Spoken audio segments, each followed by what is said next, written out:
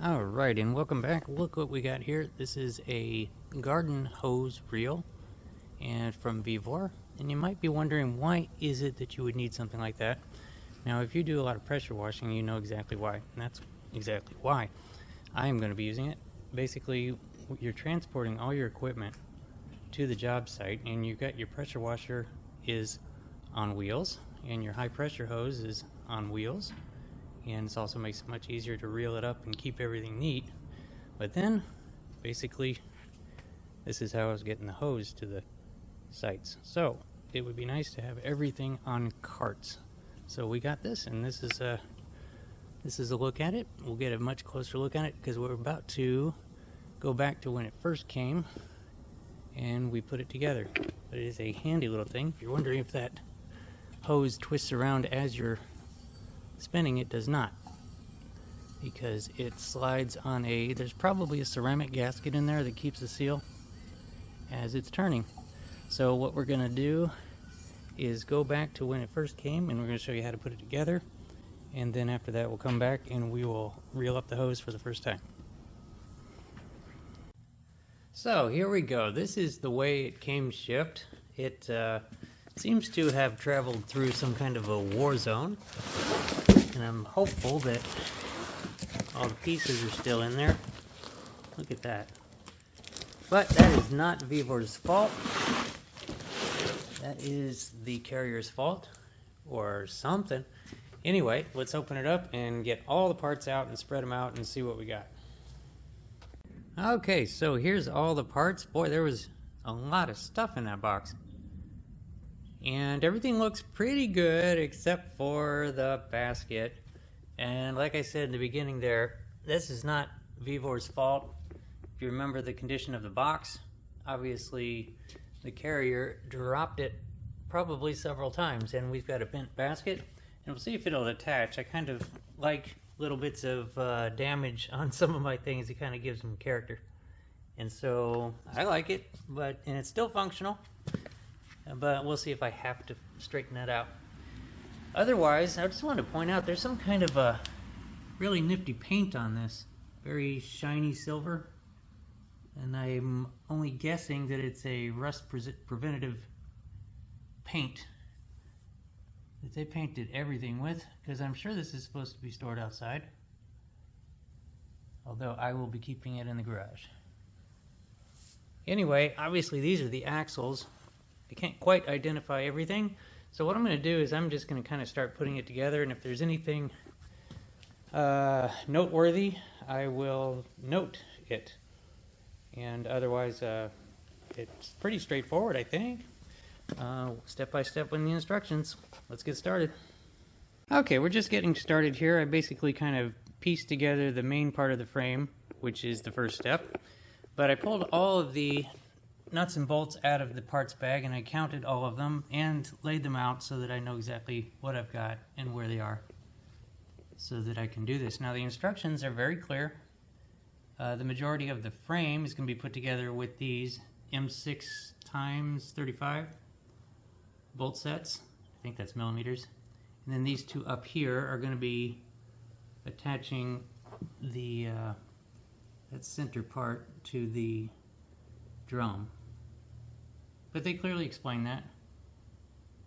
And all these smaller ones down here are going to be attaching the big side rails to the drum.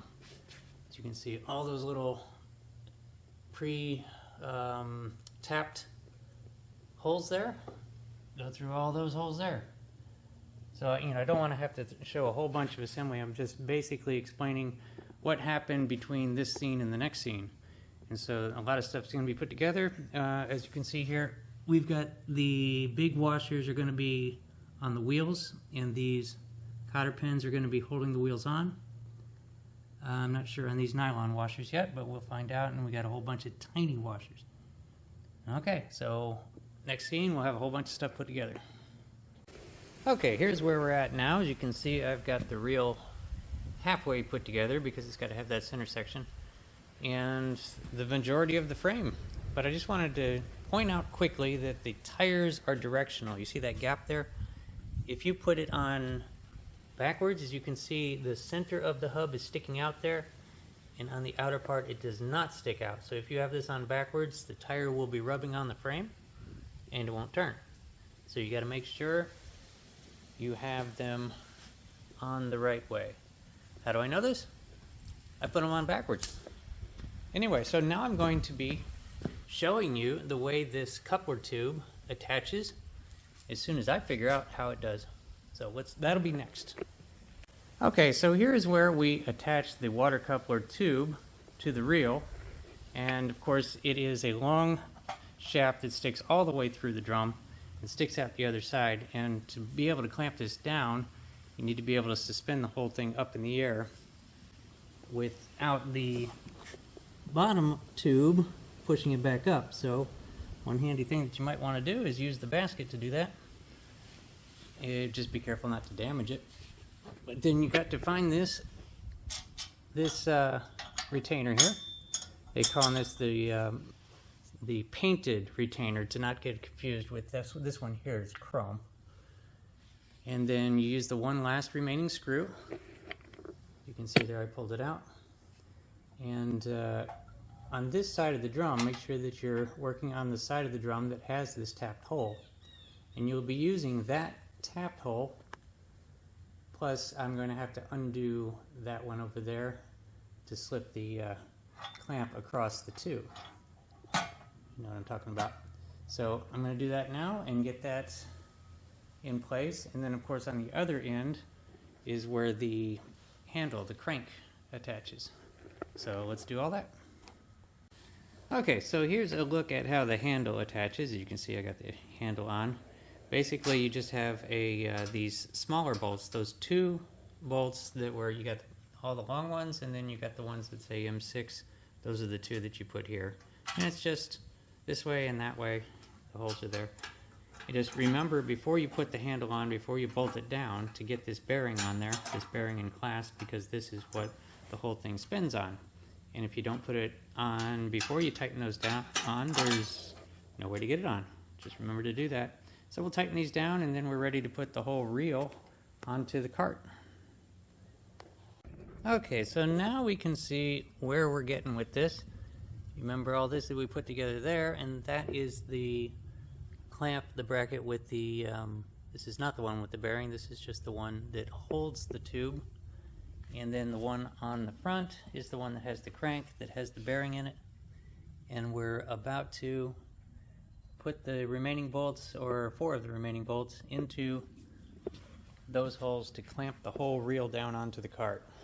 And so I'll do that next, and then I'm very obviously, now we know what these nylon washers are for. These are the gaskets that are going to go in here to seal the attaching jumper hose that comes with it. This is the one that's going to go from the cart to everybody's hose spigot. And then the one on this side is going to, you're going to put the gasket in there to attach to your garden hose, which is going to go around the reel.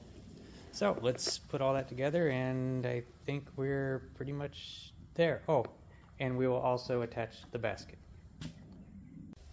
Okay, and so here we go. We got it all clamped down. All the bolts are in properly. The front and the back. You can see there. That's the way that's supposed to look. And we got the slightly mangled basket on. There was no problem attaching that. And it's definitely got character. Oh, you know, it was going to get scratched and dented anyway. Just gets that out of the way.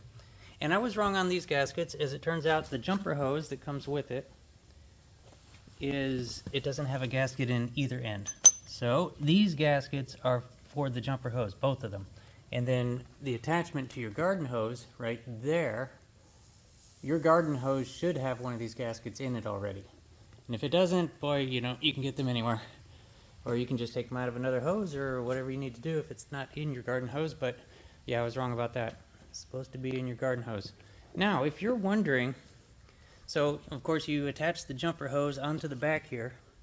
And if you're wondering, now when you turn it, and I should demonstrate that it does turn. Wouldn't that be flopping the hose all around over and over again, twisting it up? But no, the back of it does not turn, as you can see there. There's a sliding washer in there that turns and keeps the seal and keeps your your connection still, if you were wondering, obviously.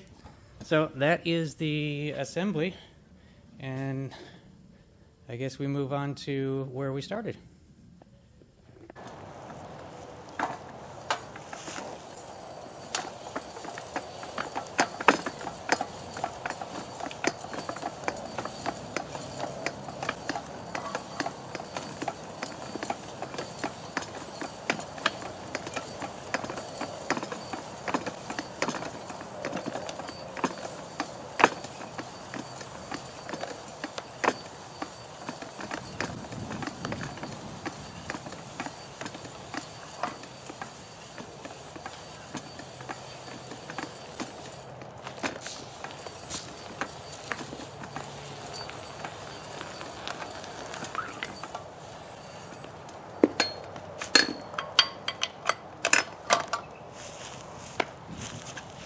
Okay, and there we go. So we have everything on wheels now. Instead of a big tangled mess of hoses. I didn't even used to have the high pressure hose on a reel.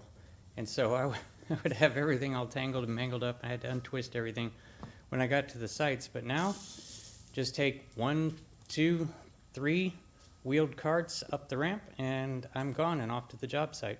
And I'll show that in the end here. But I want to mention that if you check down in the description and probably the top pinned comment, you can see the link on where to go pick up one of these. It seems to be pretty well built, and I'm anxious to use it for my pressure washing business, and happy to have it.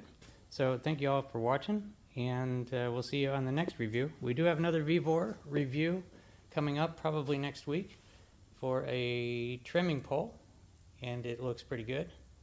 So stay tuned, and we'll see you then.